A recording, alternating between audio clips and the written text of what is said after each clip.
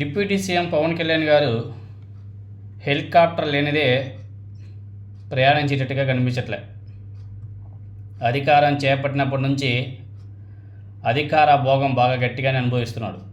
అందుకే పదే పదే పదే పదే మా కూటమి 15 ఏళ్ళు అధికారంలో ఉంటుంది, మేం కలిసే ఉంటాం, విడిపోం, ఎన్ని కష్టాలు వచ్చినా మమ్మల్ని విడగొట్టాలని చెప్పేసి ఎంతమంది ట్రై చేసినా మేము విడిపోము, మేము కలిసే ఉంటాము,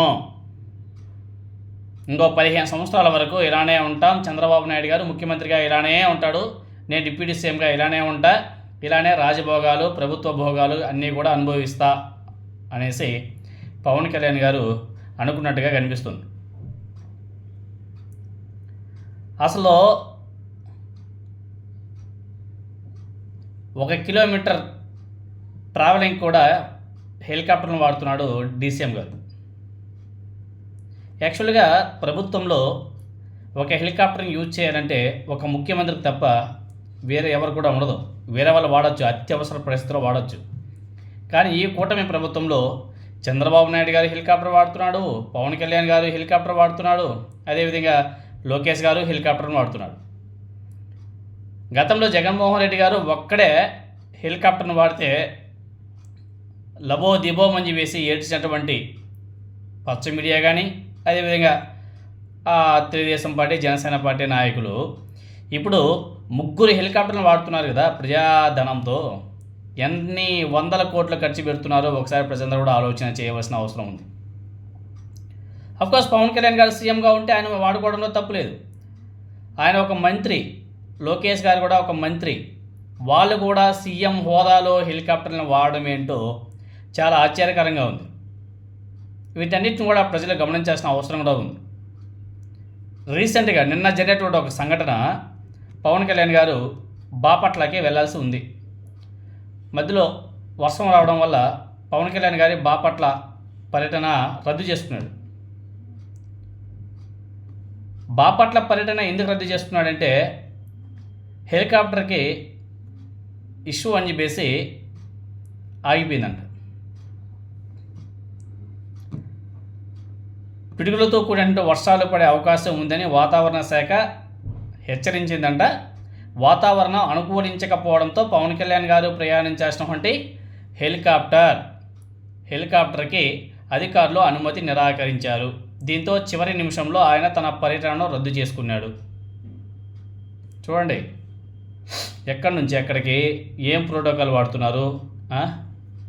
మహా అంటే ఒక 50-60 కిలోమీటర్ ఉంటుంది ఆయన తాడేపల్లి నుంచి బాపట్లకి, మ్యాక్సిమం అంతే కదా.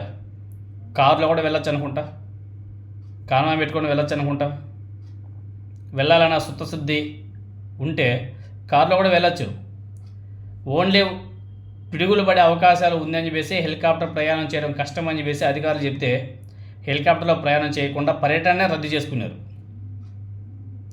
అంటే తాడేపల్లి నుంచి బాపట్లకి ఒక 50-60 కిలోమీటర్లు, మహా అంటే ఒక 1 అవర్ 1.5 అవర్ జర్నీకి వీళ్ళు కార్లో వెళ్తే అటువంటి వాటికి కూడా వీళ్ళు హెలికాప్టర్లు వాడుతున్నారంటే ప్రజల సొమ్ముని ఏ విధంగా దుర్వినియోగం చేస్తున్నారో ప్రజలందరూ కూడా ఆలోచన చేయాల్సిన అవసరం కూడా ఉంది. జగన్మోహన్ రెడ్డి గారు సీఎంగా ప్రోటోకాల్ ఉండి ఒక హెలికాప్టర్నే వాడితేనే దుబారా ఖర్చు అని చెప్పేసి మురిగినటువంటి కొంతమంది ఇప్పుడు ఏ ప్రోటోకాల్ ఉందని చెప్పేసి పవన్ కళ్యాణ్ గారు హెలికాప్టర్ని వాడుతున్నాడు. అది కూడా 50-60 కిలోమీటర్ల దూరానికి కూడా చాపర్ హెలికాప్టర్ అంటే ప్రజాధనం ఏ విధంగా దుబారా చేస్తున్నారో ప్రతి ఒక్కరు కూడా చూడాల్సిన ఆలోచన చేయాల్సిన అవసరం కూడా ఉంది. స్పెషల్ ఫ్లైట్లు, స్పెషల్ హెలికాప్టర్లతో చంద్రబాబు నాయుడు గారు, పవన్ కళ్యాణ్ గారు, నారా లోకేష్ గారు ముగ్గురు కలిసి చేస్తున్నటువంటి దుబారా నెలకి 100 కోట్లకు పైగా చేరిపోతుంది. నెలకి 100 కోట్లు.